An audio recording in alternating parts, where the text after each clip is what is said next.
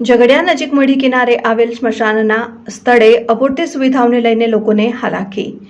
થોડા વર્ષ પહેલા 30 લાખ જેટલી રકમના ખર્ચે શરૂ થયેલ સ્મશાનની કામગીરી અધૂરી રહેતા લોકો વ્યથિત.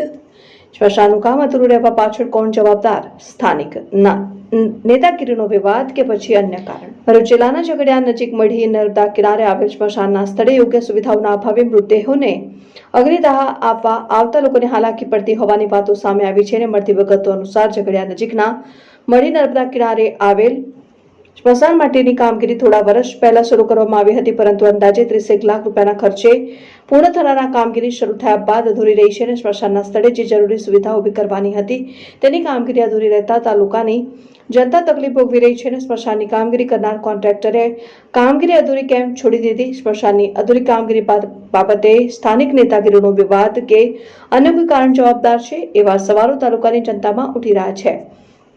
ગમે તે કારણ હોય, પરંતુ જનતાના નસીબમાં તો હાલ હાડમારી ભોગવવાનું જ લખેલું હોય તેમ જણાય છે. આ સ્મશાનનો ઉપયોગ ઝઘડિયા સહિત 20 જેટલા ગામોના લોકો મૃતદેહોના અગ્નિ સંસ્કાર કરવા કરે છે.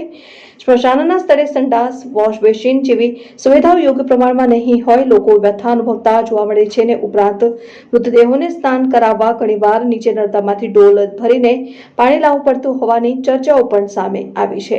વળી સ્મશાને જવાના રસ્તા ઉપર ચોમાસા દરમિયાન વરસાદી પાણી ભરાઈ રહેતું હોવાની સમસ્યા પણ જણાય છે. ત્યારે ઝઘડિયા પંથકની જનતા મઢી કિનારે આવેલ આ સ્મશાનની અધૂરી કામગીરી તાકીદે પૂર્ણ કરવા તંત્ર આગળ આવે તેવું ઈચ્છે છે. અબ્દુલ રૌફ ખત્રી, ઉમલ્લા.